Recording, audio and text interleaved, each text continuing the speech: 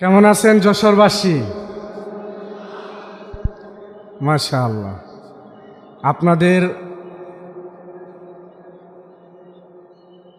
এই কোরআনের তাফসীরের এই বাগানে এসে ভালো লাগছে? মাশাআল্লাহ। আর 3 দিন ব্যাপী আদ-দ্বীন ফাউন্ডেশনের এই আয়োজন শুধু যারা আপনারা এখানে এসেছেন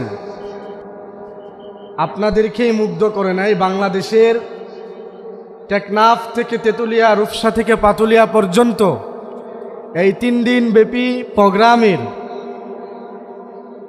বাংলাদেশের সমস্ত মুসলমানদের আকাঙ্ক্ষা, যদি সুযোগ থাকতো আমার মনে হয় বাংলাদেশের সমস্ত মুসলমান এই প্রোগ্রামে আসতো।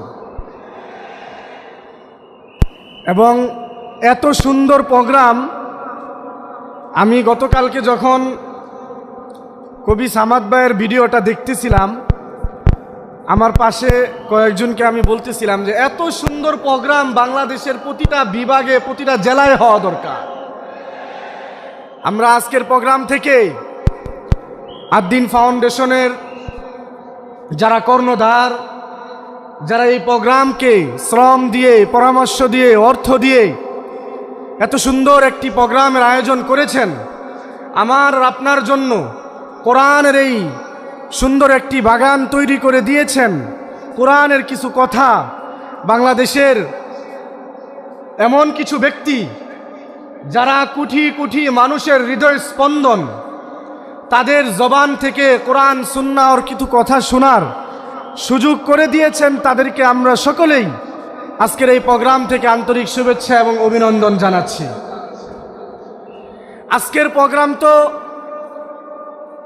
কিছুক্ষণ পরে বাংলাদেশের অনেক মাজলুম আলেম দ্বীনের মধ্যে একজন মুফতি আমির হামজা দামাত বারাকাতুহুম হযরত কিছুক্ষণ পরে আসবেন, আপনাদের সামনে তাফসীর করবেন।